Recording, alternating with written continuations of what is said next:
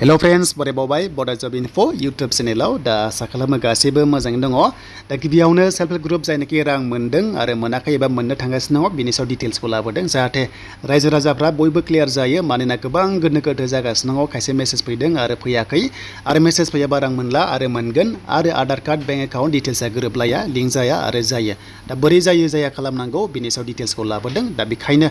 भिडिअखौ नोंथांमोना जोबजासिम नायबानो जाबाय आरो बेनिफ्राय नैबे दान मोनसेनि गेजेरावनो अरुणोदय 3.0 स्किमा एप्लाइ जासिगोन आरो बे एप्लाइआ बोरै जागोन होनोब्ला गोबां कमेन्ट्स खालामो खायसे अनलाइन जागोन नामा एबा दखानाव फर्मखौ मोनगोन नामा स' बे टटेलि अनलाइनबो जाया आरो दखानाव मोना बे फर्मआ फैगोन स्टेटनिफ्राय डिस्ट्रिक्टआव आरो डिस्ट्रिक्टनिफ्राय नोंथांमोननि ब्लक अफिसाव फैगोन आरो ब्लकनिफ्राय बिजनेस लेभेलाव एबा पन्चायत लेभेलाव थांगोन आरो बिनिफ्रायसो अफलाइन नोंथांमोना फिलआप खालामनानै एप्लाइ खालामनांगौ आरो सार्भे जानानै एप्रुभ खालामनानै नोंथांमोननि एकाउन्टआव जायखिजाया दाननि 10 अक्ट'आव 750 रांखौहाय गभर्नमेन्टआ सोगोन आरो बेनो जाबाय अरुणोदय 3.0 स्किम नोंथांमोना रेशन कार्डबो गोदान एप्लाइ खालामनो मोनसिगोन दा बावैनो 15 लाख जन गोदान सोसननाय जागोन बेखायनो नोंथांमोना बयबो खालामथारबानो जाबाय मानोना बे नोंथांमोननि मोननो गोनां रांखा बिनिफ्राय नोंथांमोननि डकुमेन्ट्सआ बिनि सायाव भिडिअ फैगोन आधार कार्ड बेंक एकाउन्ट डिटेल्सआथ' नांखागौ बेखौथ' मिथिखाबाय दा जोङो दंफैयो आसामनि फाइनान्स डिपार्टमेन्टनि अफिसियेल साइटआव आरो बेयाव फैनाय लोगो लोगो जायखिजाया सरकारनि राङारि अनसुंथाइखौहाय फाइनान्सनिफ्राय स्पन्सर खालामो आरो नोंथांमोना बेखौ मोनगोन मेन कन्टेन्टआव फैनोसै मानो मेसेज मोनदों मोनाखै आरो मोनाखैबा मा खालामनांगौ आरो खालामनाङा दा जोङो मोनसे फर्मखौ नायग्रोबाय MMUA स्किमावहाय बेनो जाबाय आसामनि मोनसे स्किम बे जाबाय सेन्ट्रेलनि नङा बे जाबाय आसाम स्टेटनि आरो बेखौ होनाय जादों महिलाफोरनो एबा लाखपति बायद' खालामनाय हमना ला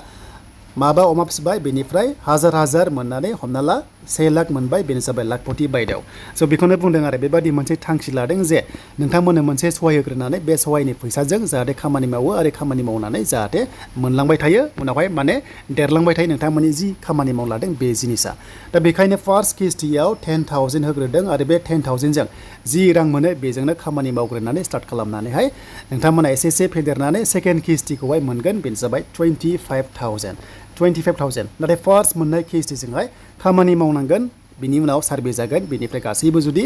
मोजां प्रसेस जादोंबा प्रग्रेसा मोजां जादोंबा नोंथांमोननो सेकेन्ड किस्तिखौहाय रिलिज खालामगोन आरो बै सेकेन्ड किस्तिनि गेजेराव 50% बेंकनो हरफिननांगोन जेराव 2,500खौहाय बेंकनो हरफिननांगोन जेराव थाइसेबो सुद हरनाङा इन्टारेस्टखौ नोंथांमोना होनाङा अके गासै सासे बेनिफिसियारिया 35,000 मोनगोन अके बेनिफ्राय 2,500खौहाय सरकारनो हरफिननांगोन बे रोखा जाबाय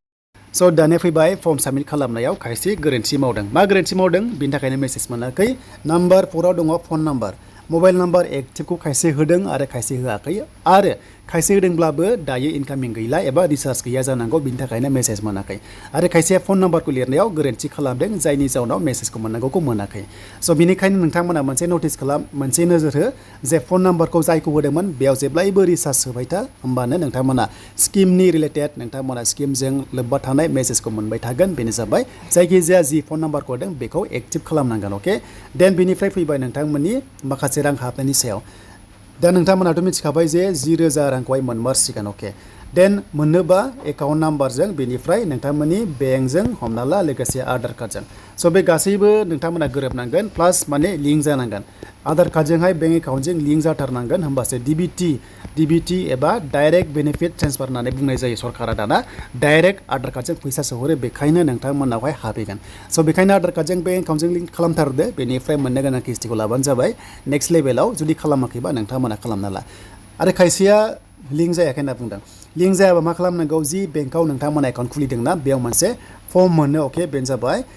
KYC EKYC होनना बुंनाय जायो अके EKYC फर्म मोनो बेखौहाय नोंथांमोना मा खालामनांगौ फिंगारप्रिन्ट होनानै नोंथांमोना मोनसे बाय'मेट्रिक खालामनांगौ आरो बे ID मोनो आरो बै IDखौहाय बेंकआव साबमिट होनांगौ होमबानो बियो लिंक जागोन बेनिफ्राय खायसे लिंकबो जाया मानि थाखाय जाया होनोबा बेंकनि नाम अके बेंकनि नाम बेनिफ्राय आधार कार्डनि नाम बियो गोरोबा स्पेलिंआ गोरोबा बिनि थाखायनो बे लिंक जाया स' बिनि अपसन दङ राहाया जाहैबाय जुदि गोरोबाबा नोंथांमोना एफिडेभिट खालामनानै बेखौहाय गोरोबहोनो हायो अके माने कारेक्सन खालामना लानांगौ बेंकआव एबा आधार कार्ड सेन्टाराव थांनानै अके होमबानो बे लिंक जागोन दा बे जाबाय नोंथांमोननि